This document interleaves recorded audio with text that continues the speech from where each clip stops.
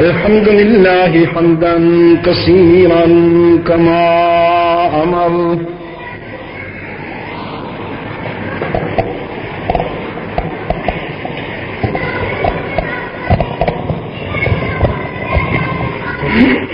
أشهد أن لا إله إلا الله وحده لا شريك له في الخلق والأمر إرغاما لمن جحد به وكفر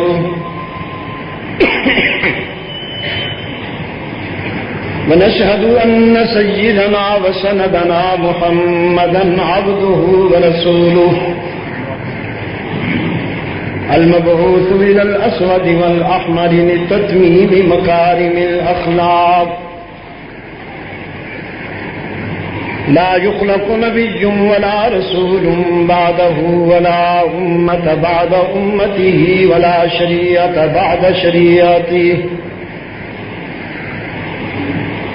لا أمة بعد أمته ولا شريعة بعد شريعته ولا كتاب بعد كتابه صلى الله تعالى عليه وعلى آله وأصحابه الذين هم خلاصة العرب الأرباع وخير الخلائق بعد الأنبياء وهم كالنجوم في السماء للاهتداء والاقتداء وهم مفاتيح الرحمة ومصابيح الغرل أعوذ بالله من الشيطان الرجيم بسم الله الرحمن الرحيم لقد رضي الله عن المؤمنين إذ يبايعونك تحت الشجرة فعلم ما في قلوبهم فأنزل السكينة عليهم صدق الله مولانا العظيم. محترم بزرگوں، عزیز دوستو،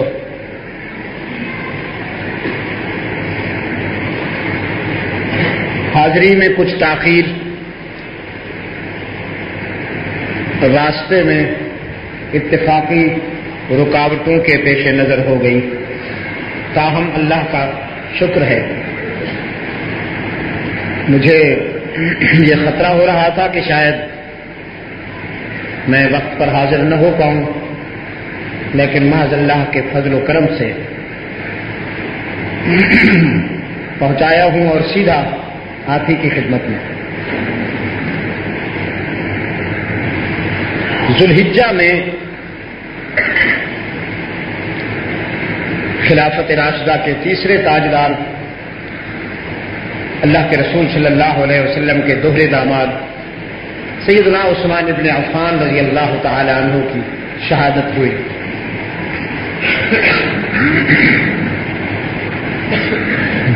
آج کی اس ملاقات کو میں انہی کے ذکر جمیل پر موقوف کرتا ہوں، اس لیے کہ ہمارے لیے ان حالات میں، ان واقعات میں سبق بھی ہے، عبرتیں اور بصیرتیں بھی. بہت ضروری ہے کہ ہم ان حالات کو سمجھیں.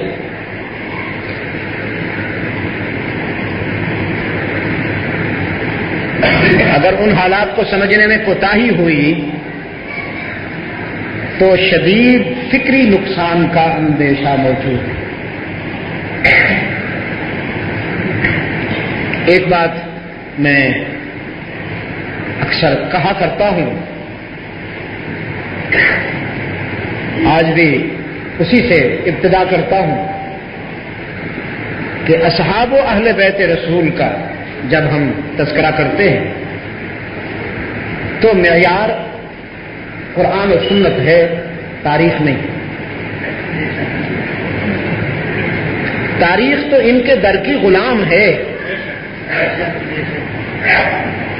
یہ تاریخ کے محتاج نہیں ہے، تاریخ ان کی محتاج ہے.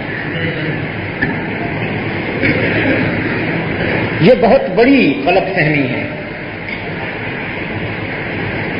کہ حلقہ رسالت کو جانچنے کے لیے تاریخ کو معیار بنایا جائے اور یہ کہا جائے کہ ان میں یہ غلطی ہے، ان میں یہ عیب ہے، ان میں یہ نقص ہے، چونکہ تاریخ کہتی ہے۔ تاریخ اس دور میں لکھی گئی کہ جب گروہی عصبیتیں عروج پہ تھیں۔ آج بھی آپ کے سامنے بہت سارے مناظر ہیں، قلم بکتے ہیں، رائٹر بکتے ہیں، اور افسانہ نگاری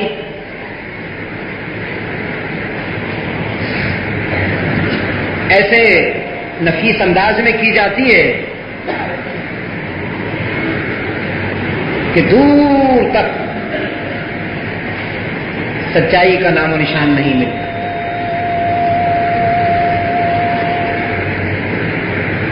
تاریخ اس دور میں لکھی گئی کہ جب تحریک منافقت مسلمانوں کو ریزہ ریزہ کر چکی تھی۔ میں نے رات راولپنڈی میں بھی کہا، سیدنا عثمان بن عفان رضی اللہ تعالیٰ عنہ سب سے پہلی مذہبی دہشت گردی کا نشانہ بنے،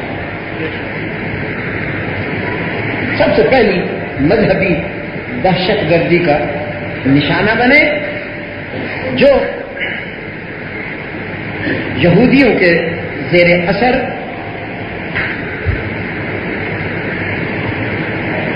تحریک منافقت نے ان کے گھر کا محاصرہ کر کے ان پر 40 دن آب و دانہ بند کر کے انتہائی مظلومیت کے عالم میں ان کو شہید کیا۔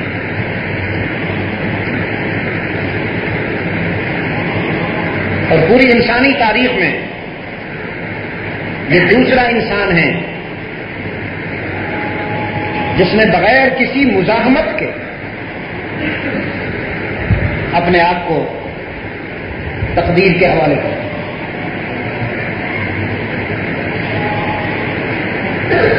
انسان کی نہیں، ہر ذی روح کی فطرت ہے، ہر جاندار کی فطرت ہے کہ جب آپ اسے ماریں گے تو وہ بھی اپنے دفاع میں ہاتھ پاؤں مارے گا۔ یہ ہر جاندار کی فطرت۔ پہلا شخص انسانی برادری کا پہلا مقتول سیدنا آدم کا فرزند حضرت حابیل، جسے ان کے بھائی قابیل نے قتل کیا بغیر کسی مزاحمت کے، نہایت عزم، صبر اور حوصلے کے ساتھ انہوں نے خود کو تقدیر کے حوالے کیا۔ ان کے بعد عثمان ابن عفان دوسرا شخص ہے پوری انسانی تاریخ میں، چاہے تو تاریخ منافقت کے ان مفسدین کو کچل کے رکھ دے جنہوں نے یہ سب تخریب کی آگ لگائی۔ سیدنا علی المرتضیٰ رضی اللہ تعالیٰ عنہ آخر وقت تک اجازت لیتے رہے کہ آپ ہمیں اجازت دیجیے، ہم ان مٹھی بھر مفسدین کو ٹھکانے لگا سکتے ہیں، اگر آپ فوج استعمال نہیں کرنا چاہتے نہ کیجیے، ہمیں تو اجازت دیجیے۔ لیکن سیدنا عثمان بن عفان رضی اللہ تعالیٰ عنہ بڑی متانت، بڑے عزم کے ساتھ فرماتے تھے، مجھے اپنا امیر مانتے ہو؟ ظاہر ہے کہ اس کا جواب ہاں میں تھا، ہم آپ کو اپنا امیر مانتے ہیں۔ فرمایا تو پھر میری طرف سے اجازت نہیں ہے، اس لیے کہ اگر تم مزاحمت کرو گے تو خون ریزی ہوگی، اور خون ریزی اللہ کے رسول کے مدینہ میں شہر میں ہوگی، میں نہیں چاہتا ہوں کہ میری وجہ سے مدینۃ الرسول کی گلیاں انسانی خون سے رنگین ہو جائیں۔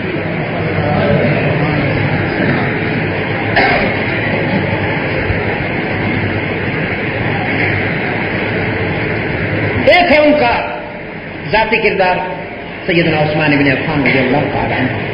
اسلام کے اس دور میں اللہ کے رسول صلی اللہ علیہ وسلم کی رفاقت اختیار کی کہ جب اسلام کو قبول کرنا موت کو دعوت دینے سے کم نہ تھا۔ چنانچہ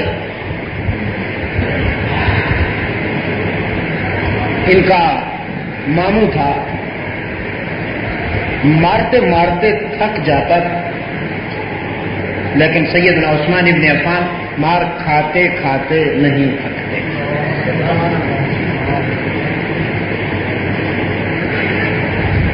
عشق و محبت کے سفر میں ابتلا اور مظلومیت بڑی پربہار ہوتی ہے۔ یوں تو انسان کانٹا بھی برداشت نہیں کر سکتا، اور عشق و محبت کے سفر میں خنجر کی دھار بھی کند ہو جاتی ہے۔ چنانچہ سیدنا عثمان بن عفان ظالم اور مظلوم کی جنگ میں مظلومیت کا سفر کر کے رحمت عالم صلی اللہ علیہ وسلم کے قدموں تک پہنچے۔ جسم چور چور تھا، پورا جسم خون میں نہایا ہوا تھا۔ اللہ کے رسول صلی اللہ علیہ وسلم نے سینے سے لگایا اور اپنا داماد بنا لیا۔ بیٹی کس کو دی جاتی ہے یہ کسی باپ سے پوچھیے۔ اللہ کے رسول صلی اللہ علیہ وسلم نے سیدنا عثمان بن عفان کو اپنی دو بیٹیاں دیں، یکے بعد دیگرے۔ ام کلثوم دی ان کے انتقال پر، رقیہ دی ان کے انتقال پر، ام کلثوم دی پھر ان کے انتقال پر۔ فرمایا عثمان اللہ نے مجھے اور بھی بیٹیاں دی ہوتی تو میں وہ بھی یکے بعد دیگرے تیرے نکاح میں دے کر خوشی محسوس کرتا۔ دو بیٹیاں دے کے نبوت اکتائی نہیں۔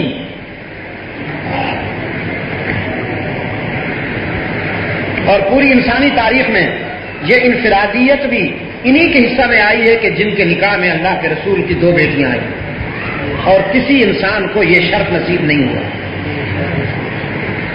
کسی انسان کے نکاح میں کسی نبی کی دو بیٹیاں نہیں آئیں، صرف عثمان بن عفان جن کے نکاح میں نبی کی دو بیٹیاں آئی ہیں، اور نبی بھی امام الانبیاء سبحان اللہ۔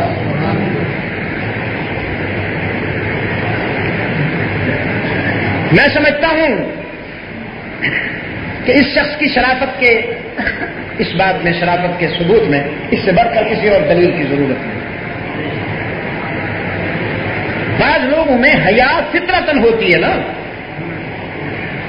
قسم کھائی سیدنا عثمان بن عفان نے کہ جب سے میں نے شعور میں قدم رکھا، جب سے میں بلوغ میں قدم رکھتا ہوں، ادراک اور شعور میں قدم رکھتا ہوں، اس وقت سے آج تک میں نے کبھی تنہائی میں بھی بے لباس ہو کے غسل نہیں کیا۔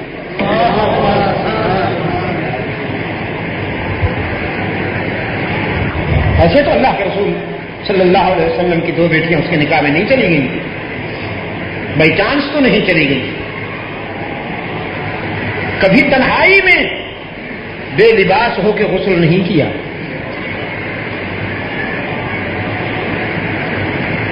بہرحال مالدار تھے، تجارت پیشہ تھا، چیمبر آف کامرس کے پریزیڈنٹ تھے، مکہ کے چیمبر آف کامرس کے پریزیڈنٹ تھے۔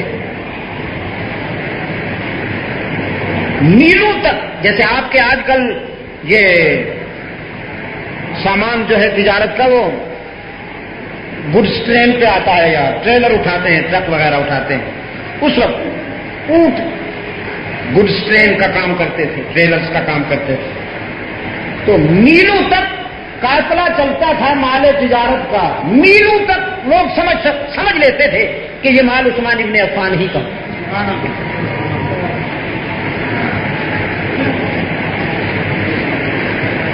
لیکن اتنے بڑے مالدار ہونے کے باوجود تکبر کبھی چھو کے بھی نہیں گزرا. عاجزی میں معیار تھے عاجزی میں. تواضع مثال تھی اس شخص کی. اور انسان دوستی کا عالم یہ ہے کہ زمانہ اسلام سے پہلے بھی عثمان ابن عفان کی سخاوت ابر کرم بن کر برستی تھی عرب پر. سب سے بڑا دسترخوان انہی کا ہوا کرتا تھا مکہ میں. رات کی تنہائی میں یتامى اور مساکین کو غلہ پہنچانا، کپڑے پہنچانا، خرد و نوش کا سامان پہنچانا، اور اس انداز میں پہنچانا کہ کسی کو پتہ نہ چلے، تاکہ دن کی روشنی میں اگر وہ میرے سامنے آئے تو کہیں فرط ممنونیت میں ان کی آنکھیں جھک نہ جائیں. ایسا محسن بھی تو آپ کو حلقہ رسالت ہی میں ملے گا، کہیں اور نہیں. لیکن میں کہا کرتا ہوں کہ احسان کی خوشبو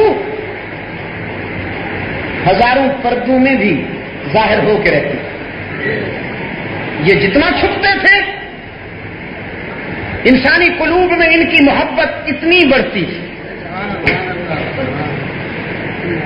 آج کل سیاسی مفاد حاصل کرنے کے لیے، ووٹ بینک بڑھانے کے لیے لیڈر لوگ جتنی نمائش کرتے ہیں، پیکٹ تقسیم کرتے ہیں کیمرے کے سامنے یوں کر کے، اتنی پھٹکار ہوتی ہے اور لوگوں کے دل سے دعا نکلتی ہے، پھٹے منہ لعنت ہوتے رہتے. جتنی نمائش کرتے ہیں لوگوں کے دلوں میں نفرت بڑھتی ہے. اور وہ احسان میں جتنا چھپتے تھے لوگوں کے دلوں میں محبت بڑھتی تھی. محبوبیت کا یہ عالم ہے عثمان ابن عفان کا. زمانہ اسلام سے پہلے کی بات کر رہا ہوں. علامہ ابن تیمیہ رحمۃ اللہ تعالی علیہ نے لکھا ہے کہ عرب میں یہ ضرب المثل تھی کہ مائیں جب اپنے بچوں کو سلاتی تھیں تو لوری میں یہ جملہ کہا کرتی تھیں، میرے لال سو جا، مجھے اس طرح پیار ہے تجھ سے جس طرح کہ قریش کو عثمان ابن عفان سے پیار ہے. یہ ضرب المثل. اس وقت قرآن کریم کا جو حصہ پیش نظر ہے اس کا تعلق حدیبیہ ایگریمنٹ سے. ہجرت کے 6 سال جب رحمت عالم صلی اللہ علیہ وسلم زیارت بیت اللہ کے ارادہ سے عازم مکہ ہوئے 1400 فرزندان اسلام کے ساتھ. مکہ والوں کو پتہ چلا محمد آیا ہے اور 1400 مجاہدین اسلام کے ساتھ آیا ہے. انہوں نے اپنے حلیف قبائل کا اجلاس بلایا اور سوچا کیا کرنا چاہیے. کہنے لگے یہ تو 313 ہوں، ہماری طبیعت ٹھیک کر دیتے ہیں، اور اب تو 1400 آئے ہیں.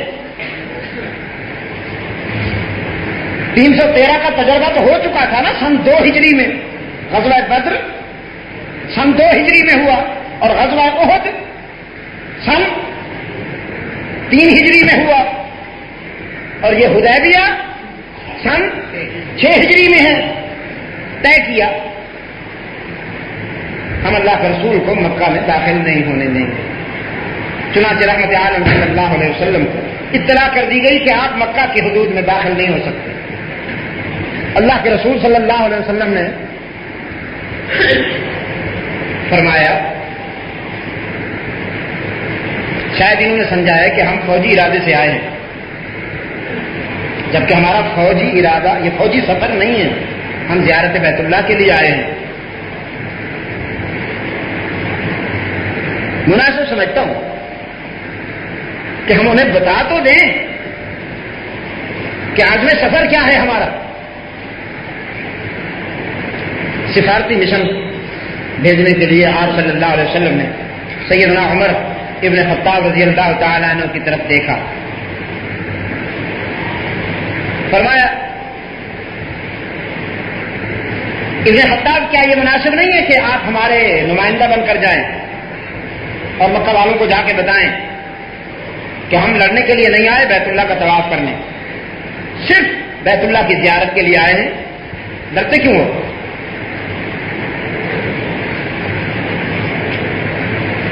فاروق اعظم رضی اللہ تعالیٰ عنہ کھڑے ہوئے اور عرض کیا اللہ کے رسول یہ مشورہ ہے یا حکم ہے جو آپ فرما رہے ہیں؟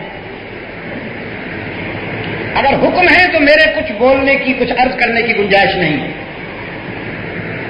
اور اگر مشورہ ہے تو پھر کچھ میں بھی عرض کروں گا۔ اللہ کے رسول صلی اللہ علیہ وسلم نے فرمایا مشورہ ہے، حکم نہیں، تمہارا جانا مناسب ہے کہ نہیں؟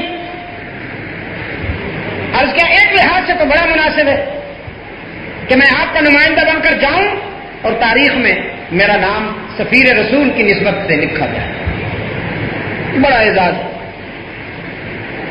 اس لحاظ سے تو بڑا مناسب ہے۔ لیکن ایک پہلو اور بھی ہے، اور وہ یہ ہے کہ آپ جس مقصد کے لیے مجھے بھیج رہے ہیں وہ مقصد جمالی ہے، اور بندہ ذرا مزاج میں جلالی، مکہ والے میرے نام سے الرجک، میرا نام سن کر کچھ ان کی طبیعت بگڑ جاتی ہے، اس لیے کہ وہ ماضی قریب ہے جب میں نے ان کی تمناؤں کا خون کیا، جب میں نے ان کی آرزوؤں کا خون کیا، جب انہوں نے مجھے شمع ہدایت کو بجھانے کے لیے بھیجا تھا اور تقدیر نے مجھے اسی شمع کا پروانہ بنا دیا۔ میں اگر جاؤں گا ہو سکتا ہے وہ مجھے دیکھتے ہی مشتعل ہو جائے اور تلواریں نیام سے نکل آئے، اگر ان کی تلواریں نیام سے نکل آئیں گی تو مجھے بھی جواب میں کچھ تو کرنا پڑے گا نا۔ اب جیسے آپ کا حکم، آپ نے اندازہ کر لیا ہوگا کہ اللہ کے رسول صلی اللہ علیہ وسلم کا حلقہ ایک مشفق، مہربان اور ہمدرد استاد کا حلقہ تھا، کسی آمر اور ڈکٹیٹر کا نہیں۔ ہر شخص کو اپنے دل کی بات کہنا، بغیر کسی تکلف کے ہر شخص اپنے دل کی بات کہتا ہے۔ آپ صلی اللہ علیہ وسلم مسکرائے اور فرمایا ٹھیک کہتے ہو۔ اب رحمت عالم صلی اللہ علیہ وسلم کی نگاہ انتخاب سیدنا عثمان بن عفان پہ پڑی، فرمایا عثمان تم جاؤ، مجھے امید ہے کہ مکہ والے تم سے حیا کریں گے۔ تو سفیر رسول بن کر سیدنا عثمان بن عفان مکہ میں آئے، اور جو ہی مکہ میں قدم رکھا، حدود میں، شہر کی حدود میں جو ہی قدم رکھا، پوری آبادی گھروں سے نکل آئی اور ہر شخص کی زبان پر یہ جملہ تھا کہ ہمارا محسن آ گئے۔ بچے، جوان، عورتیں، مرد ممنونیت کے جذبات کے ساتھ حضرت عثمان کو ویلکم کہتے ہیں، اور ہر شخص خاموشی کی زبان سے پوچھ رہا ہے ہم آپ کی کیا خدمت کریں۔ سیدنا عثمان بن عفان رضی اللہ تعالی عنہ نے فرمایا میرا یہ سفر میرے ذاتی حیثیت میں نہیں ہے، میں اپنے آقا کا نمائندہ ہوں، اللہ کے رسول کا نمائندہ ہوں، تمہارے لیے یہ میں پیغام لایا ہوں اللہ کے رسول صلی اللہ علیہ وسلم کا کہ ہم زیارت بیت اللہ کے لیے آئے ہیں، تم نے یہ فیصلہ کیوں کر لیا کہ ہم مکہ میں داخل نہیں ہو سکتے؟ ہمارا ہدف صرف بیت اللہ کا طواف ہے، زیارت بیت اللہ ہے، بس ہم لڑنے کے لیے نہیں آئے۔ اس پر مکہ والوں نے کہا یہ فیصلہ ہمارا اٹل ہے، ہمارے قومی سطح کے اجلاس میں یہ طے پا گیا، اس میں کوئی تبدیلی نہیں ہوگی۔ ہاں اگر آپ چاہیں تو بیت اللہ کا طواف کر لیجیے، آپ کے لیے گنجائش ہے، ان کے لیے نہیں۔ سیدنا عثمان بن عفان رضی اللہ تعالیٰ عنہ نے فرمایا جنہوں نے مجھے بیت اللہ سمجھایا اگر ان کے لیے گنجائش نہیں تو پھر میں کیسے طواف کروں گا؟ میں تو اسی وقت کروں گا جب میرا امام میرے آگے ہوگا۔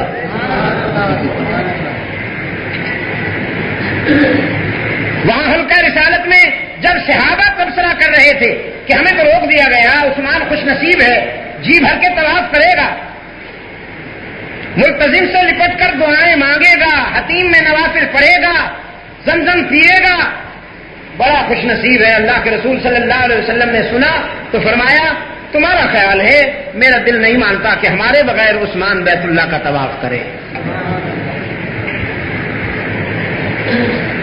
چنانچہ مکہ والے مشتعل ہوئے حضرت عثمان کے جواب پر کہ اتنی بڑی پیشکش کو ٹھکرا دیا.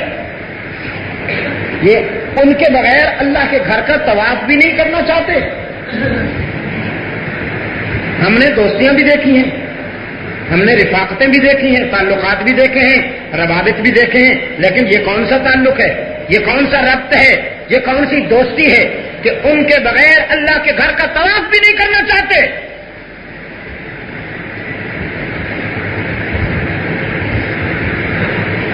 تو ابھی دیکھتے ہیں, ہم اسے گرفتار کرتے ہیں, اس کے قتل کی افواہ اڑاتے ہیں, پھر دیکھتے ہیں کہ اللہ کے رسول کے ہاں اس کی کیا قیمت ہے. اس کے ہاں اللہ کے رسول صلی اللہ علیہ وسلم کے مقام اور اہمیت کا تو یہ عالم ہے کہ یہ ان کے بغیر اللہ کے گھر کا طواف نہیں کرنا چاہتا. اب ہم ان کے قتل کی افواہ اڑا کر یہ دیکھتے ہیں کہ رسول کے ہاں اس کی قیمت کیا ہے,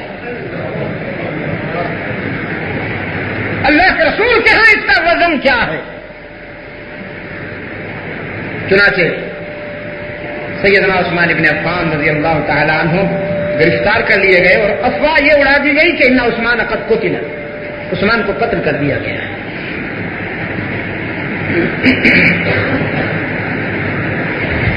یہ افواہ حدیبیہ میں بہت دور تو نہیں تھے بھائی, اب تو وہ سارا علاقہ مکہ کے سٹی ایریا میں آ گیا, بلدیہ کی حدود میں آ گیا, تقریباً 5-6 میل بنے گا. اب تو سمجھنا مشکل ہو گیا ہے کہ وہ جگہ کون سی ہے جہاں رحمت عالم صلی اللہ علیہ وسلم نے ڈیرے لگائے تھے. وہ درخت بھی جس کے نیچے بیعت ہوئی تھی حضرت عمر نے کاٹ دیا تھا, اور کاٹا اس لیے تھا کہ لوگ زیارت کے لیے آ رہے تھے. یہ جو ضعیف الاعتقاد لوگ, یہ جنس جو ہے نا کہ بھئی یہاں اللہ کے رسول صلی اللہ علیہ وسلم نے بیعت لی تھی, قرآن میں اس کا تذکرہ ہوا ہے, تو لوگ دیکھنے کے لیے آتے تھے اس درخت کو. بھائی دبے آپ سے پوچھوں اگر وہ درخت موجود ہوتا تو ہم بھی دیکھنے کے لیے جاتے کہ نہ جاتے؟ ہمیں پتا ہے ہم کتنے مضبوط لوگ ہیں, پتا ہے مجھے.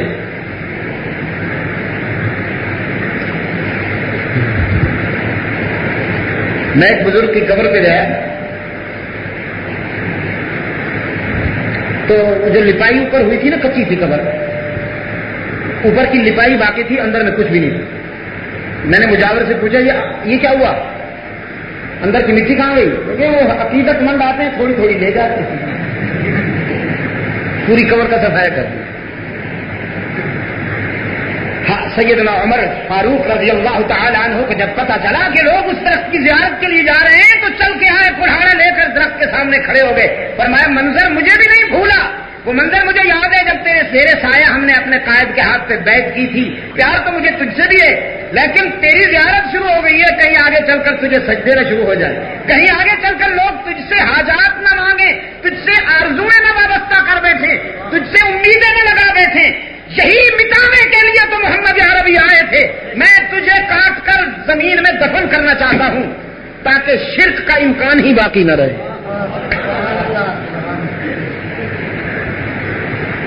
اسلام بڑا کھرا دین ہے دوستو, بڑا کھرا دین ہے اسلام.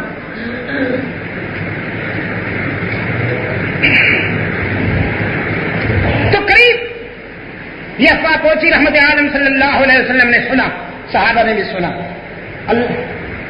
حضرت عبداللہ بن مسعود رضی اللہ تعالیٰ عنہ فرماتے ہیں سب سے زیادہ مغموم, سب سے زیادہ حزن رحمت عالم کے چہرے پہ تھا.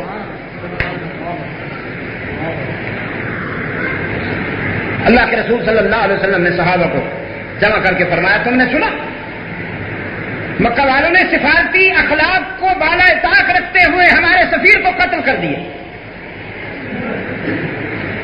میں نے اپنے رب سے وعدہ کیا ہے, تم سے بھی ایک وعدہ لینا چاہتا ہوں. آج تم بیعت کرو. دلوں میں خیال آیا بیعت تو ہم کر چکے ہیں آپ سے ایمان.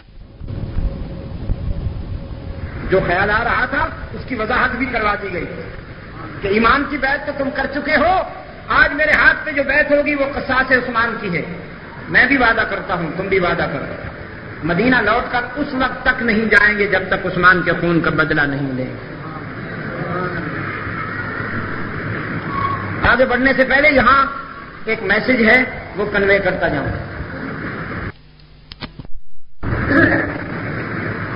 سیدنا عثمان بن عفان کے خون کا بدلہ لینے کے لیے بیعت ہو رہی ہے۔ عثمان شہید ہو گئے تھے یا زندہ تھے؟ تو یہ بیعت جو ہو رہی ہے، یہ جو حزن ہے، یہ جو غم ہے، یہ جو بعض آنکھیں رو رہی تھی، کچھ دل رو رہے تھے، یہ حقیقی غم تھا یا تصنع اور بناوٹ تھی؟ اللہ کے رسول سے یہ تصور کرنا کہ وہاں تصنع اور بناوٹ تھی، ایمان کے لیے اور عاقبت کے لیے خطرناک ہے۔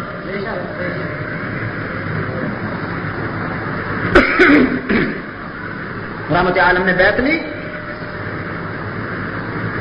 صحابہ رضوان اللہ علیہ مجمعین نے ہاتھ بڑھائے، اللہ کے رسول نے اپنے ہاتھ کو آگے کر کے بیعت کرنے والے کا ہاتھ اپنے ہاتھ پہ رکھا، فرمایا نیچے میرا ہاتھ، درمیان میں تیرا ہاتھ، اور میں یہ اپنے ہاتھ کو عثمان کا ہاتھ قرار دیتا ہوں۔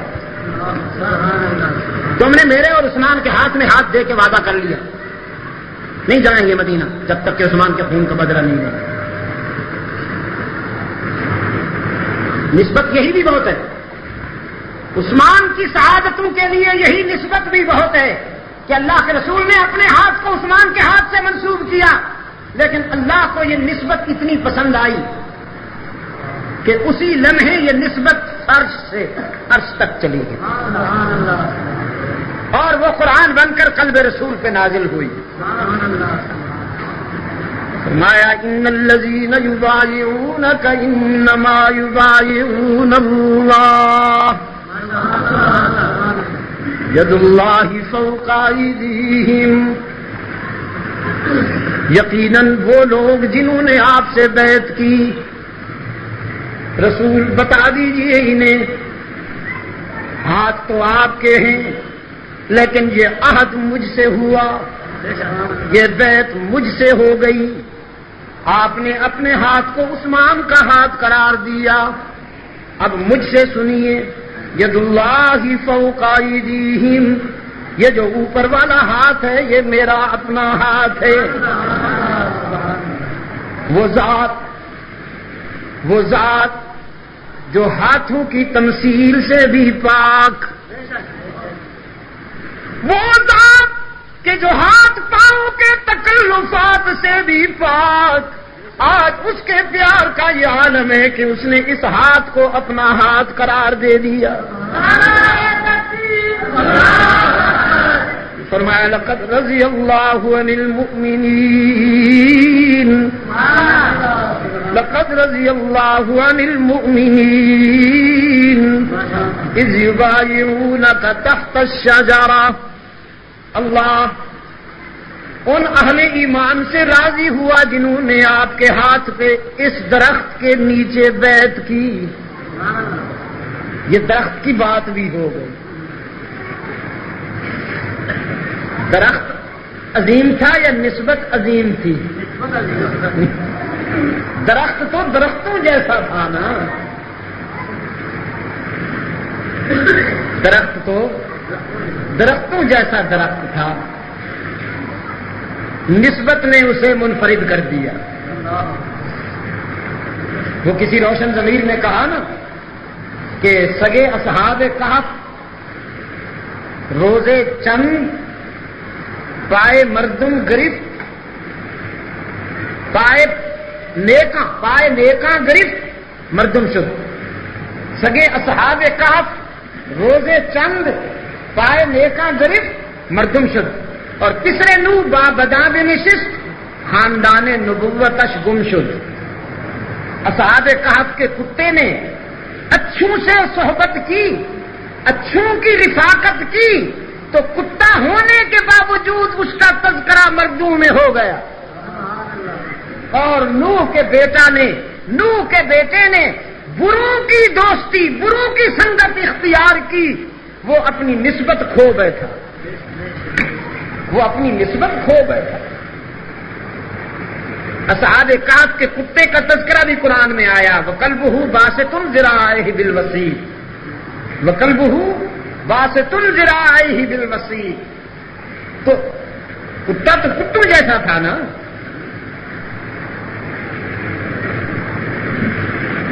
لیکن نسبت نے اسے منفرد بنا دیا۔ یہ درخت بھی درختوں جیسا تھا لیکن نسبت نے اسے منفرد کر دیا۔ میرے عزیز دوستو، اللہ کے ہاں یہ مقام ہے سیدنا عثمان ابن عفان کا کہ ان کے خون کے لیے جس درخت کے نیچے بیعت لی جا رہی ہے، اس درخت کو بھی قرآن میں قیامت تک کے لیے جگہ مل گئی۔ کوئی بھی بدباطن، کوئی بھی حاسد سیدنا عثمان ابن عفان کے لیے جس درخت کے نیچے بیعت ہوئی ہے، اس درخت کو قرآن سے نہیں نکال سکے گا قیامت تک۔ برداشت کرنا پڑے گا اسے، طوعاً او کرہاً۔ اور پھر مکہ میں یہ بچوں کو اتنی آزادی کس نے دی ہے بھائی؟ آپ سن رہے ہیں اور برداشت بھی کر رہے ہیں۔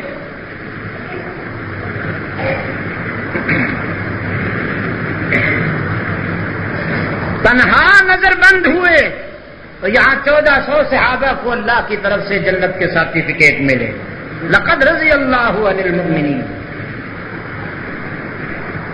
اچھا، قرآن کی ڈکشنری میں، قرآن کی لینگویج میں، قرآن کی زبان میں رضی اللہ کا اعزاز صحابہ کے لیے، جس طرح کہ علیہ السلام انبیاء کے لیے اور اولیاء کرام کے لیے علیہ الرحمہ یا رحمت اللہ علیہ، تو رضی اللہ عنہم ورضوا عنہ یہ کس کے لیے ہے؟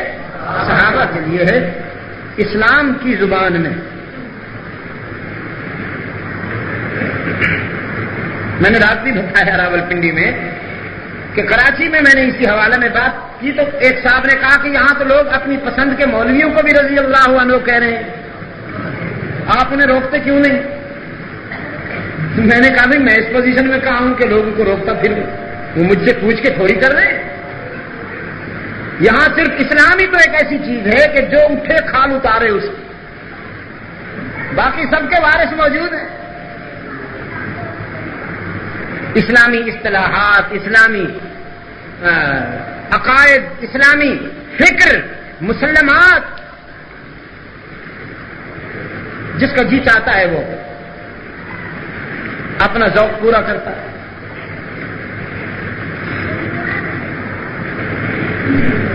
میں نے کہا شکر کرو، اپنی پسند کے مولویوں کو رضی اللہ عنہ کہتے ہیں، اگر جل جلالہ کہنا شروع ہو گئے تو پھر کیا کرو؟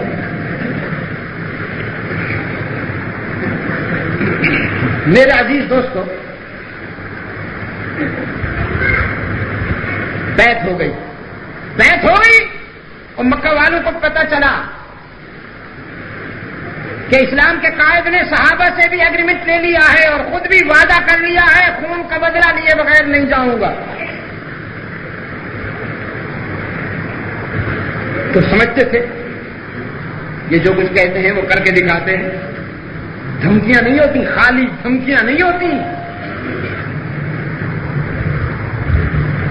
یہ بولتے کم ہیں کرتے زیادہ ہیں، یہ محض گفتار کے نہیں کردار کے لوگ ہیں۔ انہوں نے جلدی سے حضرت عثمان کو تیز رفتار گھوڑے پہ بٹھایا اور حدیبیہ پہنچایا کہ لو بابا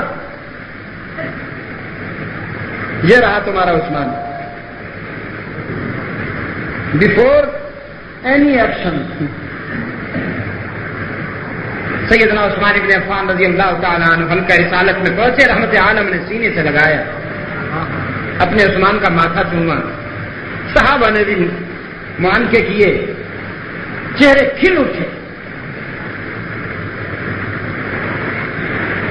رب کعبہ کی قسم، اللہ کے گھر میں بیٹھا ہوں، کسی ایک صحابی نے بھی نہ آپس میں یہ بات کی ہے، نہ اپنے استاد، اپنے معلم اور اپنے قائد سے یہ بات کی ہے کہ عثمان تو زندہ تھے، یہ بیعت کیوں ہوئی، اس قدر مغموم کیوں ہوئے، اس قدر پریشان کیوں ہوئے، عثمان تو زندہ تھے۔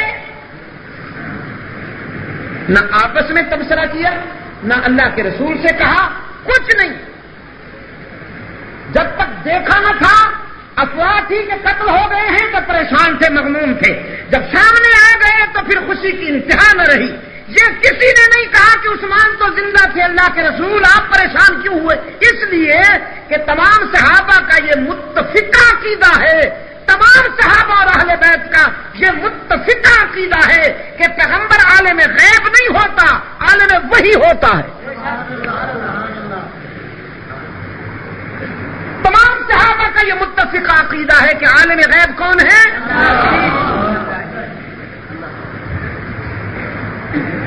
اب یہ عصر حاضر کی اسے میں حادثات کہوں تو اور کیا کہوں؟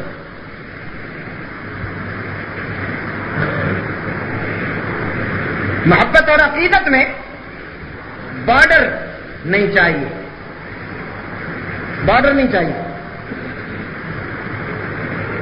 جب محبت نے جوش مارا تو جو منہ میں آیا کہہ دیا. اس لیے اللہ کے رسول صلی اللہ علیہ وسلم نے امت سے فرمایا مجھ سے محبت کرتے وقت ہوش میں رہنا. یہود و نصارہ کی طرح مجھ سے محبت نہ کرنا کہ انہوں نے اپنے نبیوں کو اللہ کا بیٹا بنا ڈالا. مجھ سے جب محبت کرنا تو وحی کی روشنی میں کرنا، جذبات میں نہیں.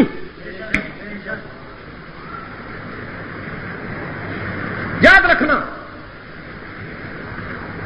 اسلام دین اعتدال ہے، دین توازن ہے.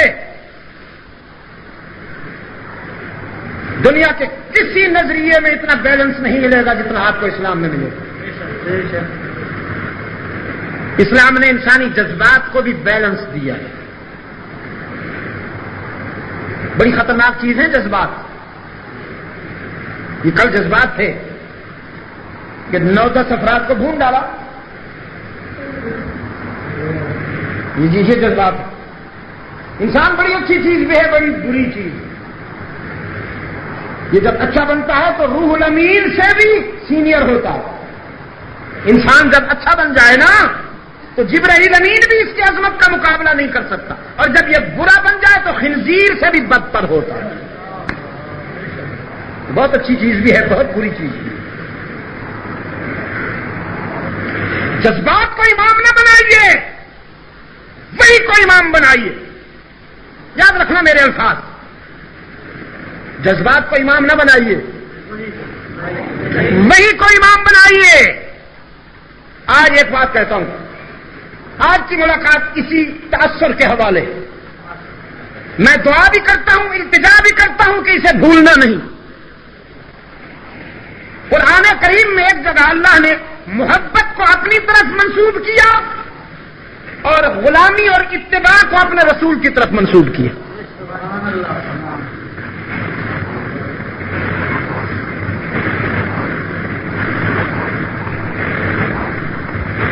میں نے اپنے رب سے کہا تیرا چاہنے والا ہوں، میری محبت قبول کر لے.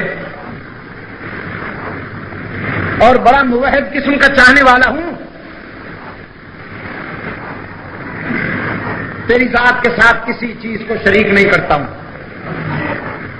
گناہوں کی تو میری حد نہیں، خطائیں تو میری بے شمار ہیں، آسمان کے ستاروں سے بھی زیادہ، درختوں کے پتوں، صحرا کے ذروں، دریاؤں، ندی نالوں، بارش، سمندروں کے قطروں سے بھی میرے گناہ اور میری خطائیں زیادہ ہیں. لیکن میرے معبود صرف بارش، سمندروں کے قطروں سے بھی میرے گناہ اور میری خطائیں زیادہ ہیں. لیکن میرے معبود صرف ایک ناز، ایک فخر لیے پھرتا ہوں کہ تیرے سوا کسی کو مسجود نہیں مانتا ہوں.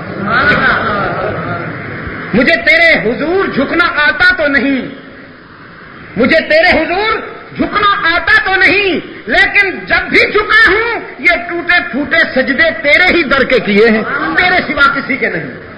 بس یہی ایک فخر ہے، بس یہی ایک ناز ہے جو لیے پھرتا ہوں. تو میری چاہت کو قبول کر لے، میں تیرا چاہنے والا ہوں. میں نے تجھے مسجود مانا اور منوایا، پوری دنیا نے لوگوں سے کہا، کہلوایا انسانی جبین کی عاجزیوں کے لیے سچا مسجود کون؟ اللہ ہی میرے عزیز. اب کتنی بار یاد دلاؤں؟ آپ کی ذہانت، آپ کی ذکاوت پر مجھے اعتماد ہے. میں کئی بار آپ کو یہ بات بتا چکا ہوں کہ اللہ کا وہ حق جس میں کوئی اور اس کے ساتھ شریک نہیں، جب اس حق کا آپ اعتراف و اقرار کریں تو حسر کے لہجے میں کیجیے. ہماری جبین کی عاجزیوں کے لیے سچا مسجود. کوئی اور بھی ہے؟ کوئی ولی، کوئی شہید، کوئی صدیق، کوئی نبی؟ تو پھر ہی کہیے نا. ہماری جبین کی عاجزیوں کے لیے سچا مسجود ہر جگہ موجود. علام الغیوب، کارساز و دستگیر، حاجت روا و مشکل کشا، الہ العالمین، مانا منوایا پوری دنیا میں. بہت گناہگار ہوتے ہوئے بھی تیرا چاہنے والا ہوں، میری چاہت کو قبول کر لیجئے. رب العالمین نے فرمایا تم مجھ سے محبت کرنا چاہتے ہو نا، تو پھر میرا بھی ایک محبوب ہے. تم مجھ سے محبت کرنا چاہتے ہو نا، تو میرا بھی ایک محبوب ہے، اس کے در پہ جاؤ. یہ جو تمہارا محبت کا دعویٰ ہے، پہلے اس دعوے پر میرے محبوب کی مہر لگوا کے آؤ، NOC لے کے آؤ. الہ العالمین تیرے محبوب سے محبت کریں. فرمایا ان کنتم تحبون اللہ. بہت توجہ کریں گے آپ، بہت کچھ ملے گا آج آپ کو. ان کنتم تحبون اللہ، اگر تم اللہ سے محبت چاہتے ہو، اگر تمہیں اللہ سے محبت کا دعویٰ ہے، فاتبعونی، تو رسول کی محبت کی بات نہیں کی، اتباع کی بات کی، غلامی کی بات کی. ان سے تم کیا محبت کرو گے؟ ان سے محبت کرنا تو میں جانتا ہوں، وہ میرا محبوب ہے، اس کی محبت کے آداب بھی میں سمجھتا ہوں، سلیقے بھی میں سمجھتا ہوں. میں نے اسی کی محبت میں تو یہ محفل سجائی، یہ آسمان اسی کے لیے بلند ہوئے، یہ زمینیں اسی کے لیے منظم ہوئیں، یہ ستارے اسی کے لیے چمک رہے ہیں، یہ چاند سورج اسی کے لیے درخشاں ہیں، یہ نظام صبح و شام میں نے منظم کیا اسی کی محبت میں.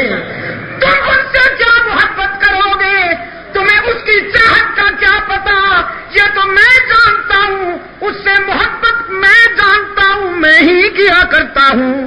بس تم اس کے غلام بن جاؤ، پھر میرے محبوب بن جاؤ.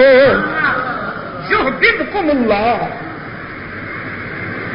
اس کے غلام بن جاؤ میرے محبوب کے، پھر مجھے تلاش کرنے کی ضرورت نہیں، میری رحمت خود تمہیں تلاش کرے گی. اب ایک پہلو یہ ہے، ایک دوسرا پہلو بھی ہے. میں اس کے محبوب کے در پہ پہنچا، میں نے کہا اللہ کے محبوب، تیرے بغیر تو میرا عقیدہ توحید بھی قبول نہیں، تیرے بغیر تو میرا موحد ہونا بھی کوئی کام نہ آیا، تو پھر تو مجھے اپنا غلام بنا لینا. میں نے اللہ کے محبوب سے درخواست کی، تو مجھے اپنا غلام بنا لینا، تیرے بغیر تو میرے عقیدہ توحید کی بھی قیمت نہیں پڑتی. رحمت عالم نے فرمایا وہ میرے بغیر نہیں ملتا، تو پھر میرے بھی کچھ محبوب ہیں، میرے بھی کچھ محبوب ہیں. پہلے ان کے در پہ جاؤ. من احبہم فبحبی احبہم ومن ابغضہم فببغضی ابغضہم. تم صحابہ کے دروازے پہ جاؤ، میری اہل بیت کے دروازے کو کھٹکھٹاؤ. اگر انہوں نے تمہیں اپنا بنا لیا تو تم میرے پھر نہ میں تمہارا نہ تم میرے. گجرات والوں، قرآن کریم نے بڑی پتے کی بات بتائی، وہ ان کے بغیر نہیں ملتا اور یہ ان کے بغیر نہیں ملتا، تو پھر اللہ تک پہنچنے کے لیے رسول میں یار ہوا، اور رسول تک پہنچنے کے لیے صحابہ میں یار حق و صداقت ہوئے.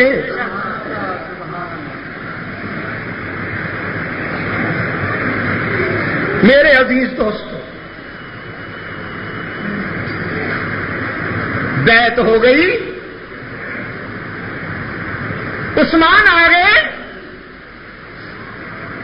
صحابہ میں سے کسی نے اللہ کے رسول سے یہ نہ کہا زندہ تھے پریشان کیوں ہوئے، اس لیے کہ تمام صحابہ کا یہی عقیدہ تھا کہ علام الغیوب کون ہے؟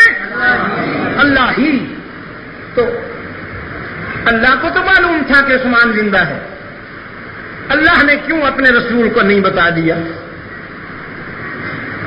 اللہ کو بہت اچھی طرح معلوم ہے کہ میرے محبوب کا دل اپنے صحابہ، پھر صحابہ میں سے بھی عثمان جیسے دوستوں کے غم میں کتنا دکھتا ہے. کیا وہ چاہے گا کہ اس کے محبوب کا دل دکھے؟ لیکن تھوڑی دیر کے لیے اس نے بھی چاہا، تھوڑی دیر کے لیے اس نے بھی چاہا، اس لیے کہ آج عثمان زندہ تھا. ان کے قتل کی جھوٹی افواہ اڑی ہے سن 6 ہجری میں. اس عالم ماکان وما یکون کو یہ معلوم تھا کہ یہی عثمان سن 35 ہجری میں حقیقتاً قتل ہوگا. آفٹر 29 ایئر، 29 سال کے بعد، 29 برس کے بعد اس کی شہادت ہوگی. کوئی اور نہیں جانتا لیکن اسے معلوم ہے، اسے معلوم ہے کہ یہی عثمان آج تو زندہ ہے. ان کی شہادت کی غلط افواہ اڑی ہے، لیکن سن 35 ہجری میں 29 برس کے بعد یہ مظلوم شہید ہوگا اور اس کے خون کے بدلے کی آوازیں اٹھیں گی. جو آواز سن 35 ہجری میں بلند ہونی تھی، اللہ نے اس آواز کو منسوس بنانے کے لیے آج بیعت ہو لینے دی کہ عثمان کے خون کا بدلہ لیں گے، تاکہ یہ مظلوم جب بھی شہید ہو اس کے خون کا بدلہ لینے کی آواز کو انتشار نہ سمجھا جائے، مشیت ایزدی سمجھا جائے، نص قطعی سمجھا جائے.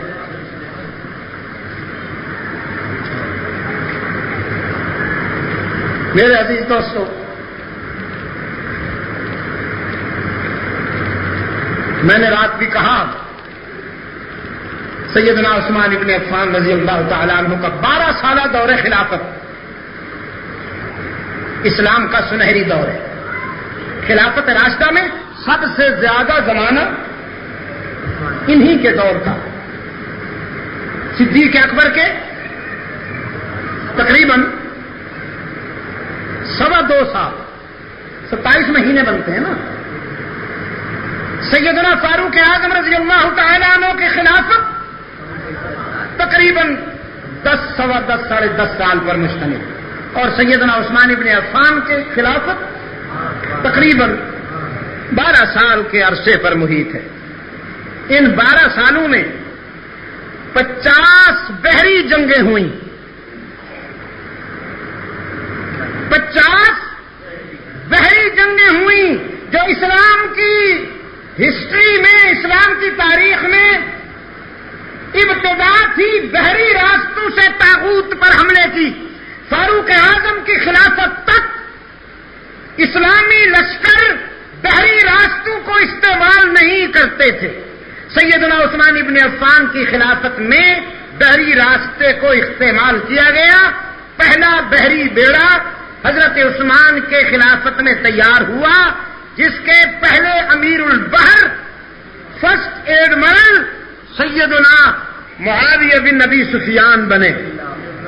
پہلے امیر البحر، پہلے ایڈمرل سیدنا امیر معاویہ بنے.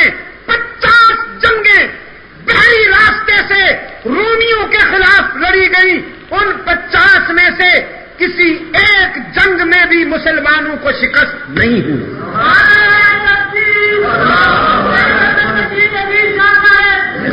50 جنگیں مسلمانوں نے جیتی،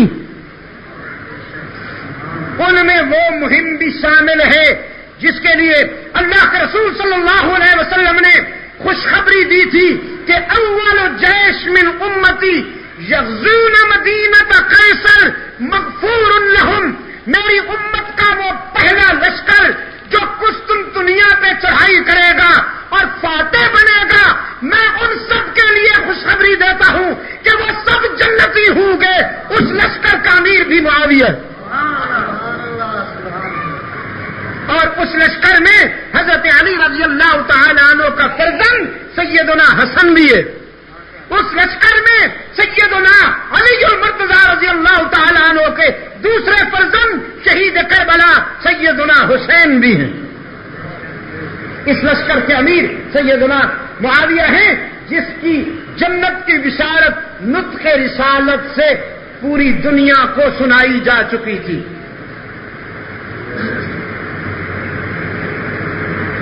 بہت ذمہ داری سے بات کر رہا ہوں، سوچ سمجھ کے بول رہا ہوں، اگرچہ گھڑی کی رفتار آج بہت تیز ہے۔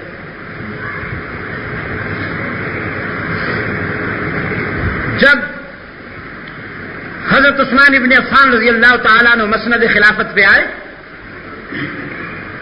اسلامی سلطنت کی حدود 24 لاکھ مربع میل تھی۔ کتنی؟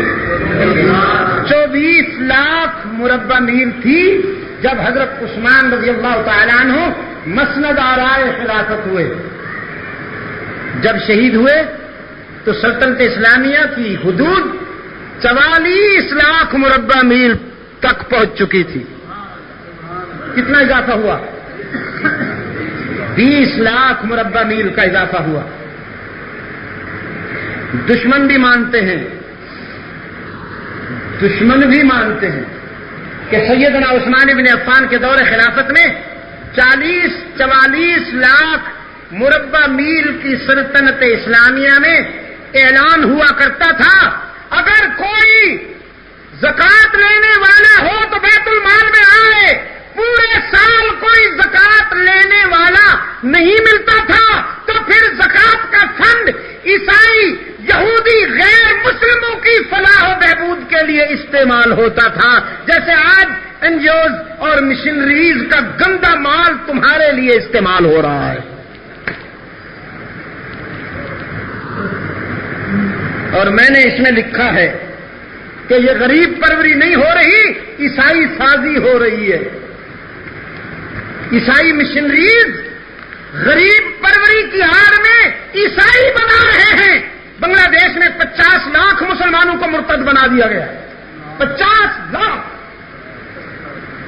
5 ملین۔ یہ کلکتہ کی مدر ٹریسا کو جو نوبل پرائز دیا ہے امریکہ یہودی نے، کیا کنٹریبیوشن اس کی کس خدمت کے عوض ملا ہے؟ صرف اسی لیے ملا ہے کہ اس نے سب سے زیادہ اسلام کے درخت سے پھل توڑ توڑ کر جمی سواگت کے انسٹیٹیوٹ میں بھیجے ہیں۔ وہ جو جمی سواگت ان کا ایک لانتی ہے کیلیفورنیا میں عیسائیوں کا، اس کے انسٹیٹیوٹ میں مسلمانوں، غریب مسلمانوں کے بچوں کو 12 ہزار ٹکا اور 10 ہزار ٹکا دے کر لاکھوں کی تعداد میں وہاں بھیجا ہے۔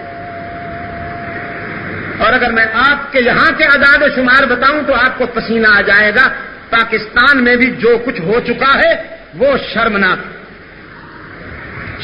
ہے۔ بڑے بڑے وی آئی پیز بوتل حاصل کرنے کے لیے عیسائیت کے فارم پر کر چکے ہیں، بوتلیں حاصل کرنے کے۔ اس کو پڑھیے گا خدا کے لیے۔ یہ کام آپ کا تھا۔ اسلام کا نام لیتے ہوئے تمہیں شرم نہیں آتی؟ تم اسلام کا نام لے کر سیاست کرتے ہو، اور تمہاری سیاست اسلام تو کیا انسانیت کے منہ پہ بھی تماچا ہے۔ یہ تمہاری سیاست ہے کہ خود اسلام آباد میں جا بیٹھے ہیں کروڑوں کے بنگلے بنوا کر، اور بہت فرعون کی پوجا ہوتی تھی نا، غریب بیچارہ اچھلتا اور یہ اور زندہ باد اور مردہ باد. اور لیڈر صاحب ووٹ لینے کے بعد کروڑوں روپے کے محلات اسلام آباد میں بنا کے بیٹھے ہوئے ہیں, اور یہاں غریب بیچارہ اپنے مریض کو ہسپتال تک پہنچانے کے لیے غلاظت کے دریا سے گزرنا پڑتا ہے. اس کو 3-4 سال سے تو میں دیکھ رہا ہوں گجرات کے گٹر قابو میں نہیں آتے, سیوریج سسٹم قابو میں نہیں آتا. اس میں لیڈروں کو کیوں نہیں 2-4 ڈبکیاں دیتے آپ؟ یہ جو آپ سے ووٹ لینے آتے ہیں ان کو ڈبکیاں کیوں نہیں دیتے ہو؟ کیوں تمہارے احساس پہ موت واقع ہو گئی ہے؟ کیا یہ تمہارے خدا ہیں؟ کیا ان کے بغیر تم زندہ نہیں رہ سکتے ہو؟ کیوں ان کو تم نے معبود بنا رکھا ہے؟ اور میں خدا کی قسم میں صاف کہہ دینا چاہتا ہوں, لوگ کہتے ہیں موجودہ لوگوں کے خلاف آواز اٹھائیں گے, انشاءاللہ ہم ہی اٹھائیں گے, کوئی اور ان کے خلاف نہیں اٹھا سکے گا. سب کو دیکھا جا چکا ہے. اگر ان کی خوبی ہے تو صرف یہ کہ اسلام کا نام نہ لیں بس. جنہوں نے اسلام کا نام لے کے ہمیں لوٹا ہے وہ میرے بھی غدار ہیں, اللہ کے بھی غدار ہیں, اس کے رسول کے بھی غدار ہیں. اسلام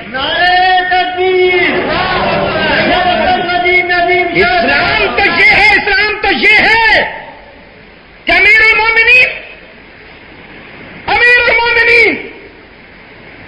وہ کپڑا جو امت میں تقسیم ہوا اسی کپڑے کا کرتا پہن کر جب خطبہ دینے کے لیے ممبر پہ بیٹھا ہے تو ایک بدوی کھڑا ہو جاتا ہے. وہ کہتا ہے امیر المومنین ٹھہریے, آپ کی تقریر بعد میں ہوگی, پہلے یہ بتائیے کہ یہ جو کرتا آپ نے پہن رکھا ہے ان چادروں سے ہمارا تو کرتا نہیں بن سکا, آپ کی قد بھی ہم سے اونچی ہے, آپ کا کرتا کیسے بن گیا؟ پہلے یہ وضاحت کیجئے پھر تقریر ہوگی. نہ روڈ کی بات ہے, نہ محلات اور بلڈنگوں کی بات ہے, اور نہ لینڈ کروزروں کی اور مرسیڈیز کی اور بیوک کی بات ہے. 3 گز چادر کی بات ہے, صرف 3 گز چادر کی بات. اور تیرے لیڈر تیرا مال کھاتے ہیں جو قرض ملتا ہے باہر سے. مقروض آپ ہیں, محلات لیڈر صاحب کے بنے ہوئے, وہ ان محلات میں ایسے رہتا ہے جیسے خدا کی اولاد ہو, اور یہ بیچارہ کامن مین, یہ عام آدمی جیسے یہ ابلیس کی اولاد ہے. اس کو گٹر میں جینا چاہیے.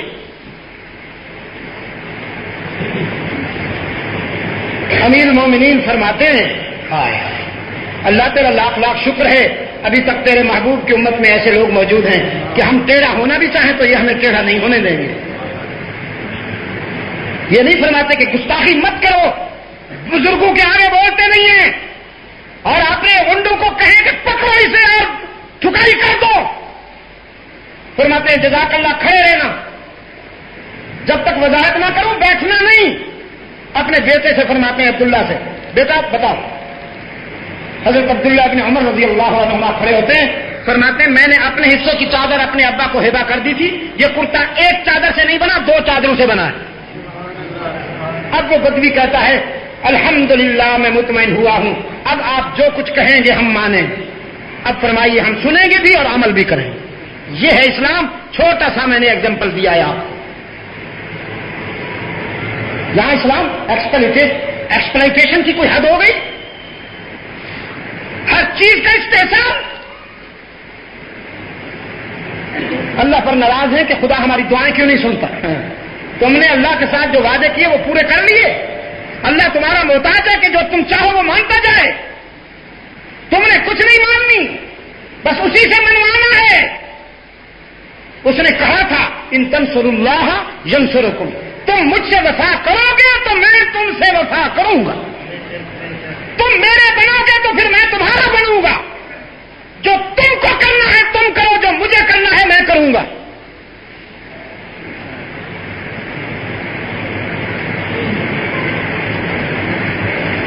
بیت المال میں زکات اور صدقات کے فنڈ سے غیر مسلم آبادی کی ویلفیئر کے لیے اس کو استعمال کیا جاتا تھا. 44 لاکھ مربع میل کی اسلامی سلطنت میں کوئی زکات لینے والا نہیں ملتا. حضرت عثمان ابن عفان رضی اللہ تعالیٰ عنہ کا دور خلافت یہ ہے. دیکھا یہودیوں نے اور عیسائیوں نے کہ اگر یہ شخص کچھ اور دیر اس منصب پہ رہتا ہے تو کرۂ ارض پر اسلام کے سوا کوئی جھنڈا اور نہیں. چنانچہ انہوں نے منافقین کی تحریک تیار کی. مجھے وقت اجازت نہیں دیتا.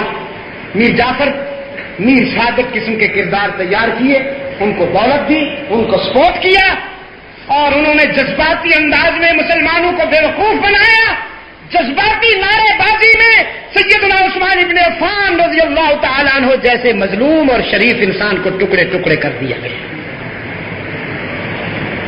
وہ محسن جس نے اس امت کے لیے میٹھا کنواں خرید کر کے دیا تھا, اسی کنویں کا پانی 40 دن تک بند کر دیا.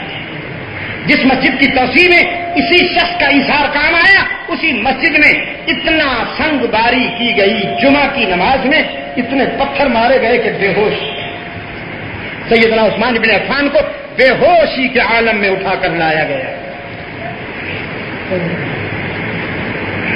آخری دن سیدنا علی المرتضی رضی اللہ تعالیٰ عنہ آئے, آنکھیں آنسو سے بھری ہوئی تھی.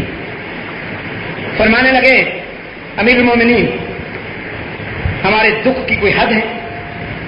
ایک طرف منافقین کی شقاوت, دوسری طرف آپ کا یہ حال اور مظلومیت. ہم جی سکتے ہیں؟ آپ اجازت نہیں دیتے.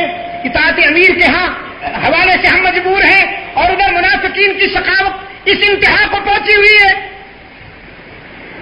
حضرت عثمان بن عفان رضی اللہ تعالیٰ عنہ نے اپنی چادر سے پیارے علی کی آنکھوں سے آنسو پوچھے.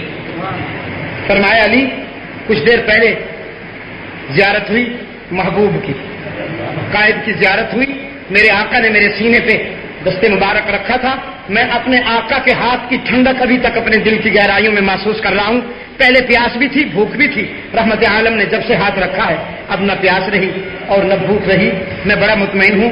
میرے آقا نے مجھ سے فرمایا, عثمان, چاہو تو میں اللہ سے دعا کروں تیرے دشمن زمین میں غرق ہو جائیں, اور اگر صبر کر سکو تو روزے کی نیت کر رکھی ہے, افطاری کے لیے میں تیاری کرتا ہوں, میرے دسترخوان پہ افطاری کرو. تو سیدنا علی نے فرمایا, آپ نے کیا پسند کیا؟